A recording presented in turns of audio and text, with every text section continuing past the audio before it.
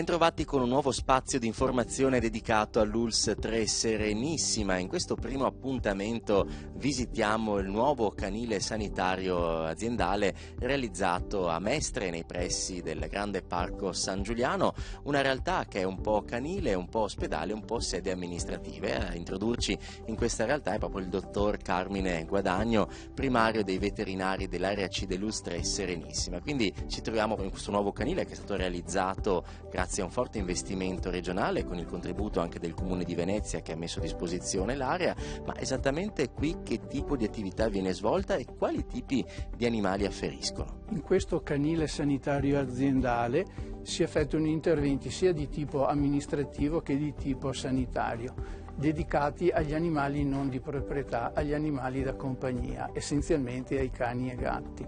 Cani e gatti che vengono recuperati vaganti o randagi sul territorio o che più sfortunatamente possono essere vittima di incidenti stradali e quindi bisognosi di cure veterinarie. Oltre a questa componente sanitaria c'è anche una componente amministrativa che da un po' di tempo a questa parte sta assumendo un peso sempre predominante. Perché? Perché è sempre più alto il numero di animali d'affezione presenti nelle nostre famiglie e quindi con questa funzione amministrativa noi provvediamo a identificare questi animali, a regolare i passaggi di proprietà, a rilasciare i relativi passaporti indispensabili e obbligatori per i viaggi all'estero delle persone. Dal punto di vista sanitario, quindi, quali sono le attività principali che vengono svolte? Noi, una volta che abbiamo recuperato questi animali, provvediamo a un loro controllo sanitario per quanto riguarda la salute.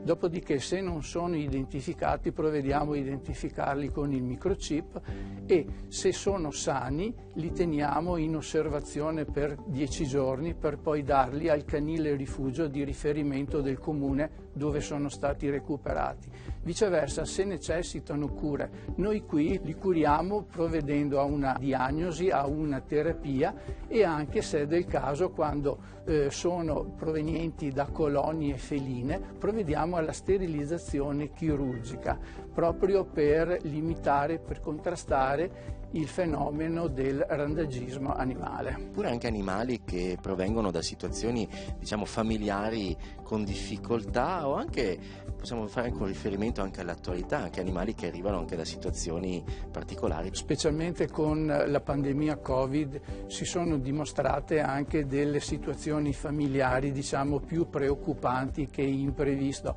e queste hanno comportato situazioni che si sono ripercosse anche sugli animali che stavano in casa, quindi sono aumentati anche i casi di consegna alla struttura pubblica di animali che non potevano essere più tenuti. In questo caso si opera in sinergia con le strutture assistenziali del comune proprio per essere sicuri che siano delle situazioni che meritano questo genere di intervento e che non vengano mascherate con interventi, diciamo così, liberatori più arbitrari delle persone. Ultimamente abbiamo anche, diciamo, questa ulteriore situazione di intervento data dalla guerra in Ucraina.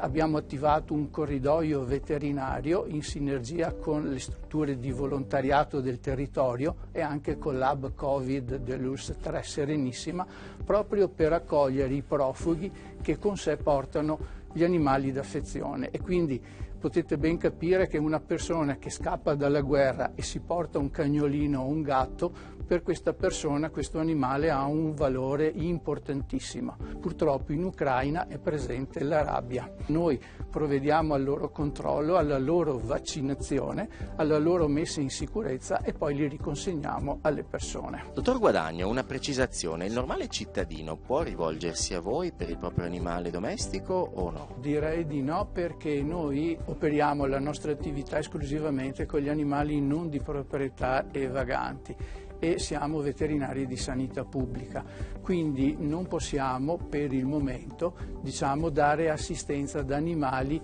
di privati cittadini. Allora, dottor Guadagno, siamo giunti al termine di questo spazio, quindi buon lavoro a lei e tutta l'equipe quindi del nuovo canile sanitario aziendale realizzato nei pressi del Parco San Giuliano a Mestre. Il nostro spazio quindi è giunto al termine, assieme a lei ringrazio i nostri telespettatori che ci hanno seguiti e do loro appuntamento alla settimana prossima sempre con l'azienda ULS 3 Serenissima.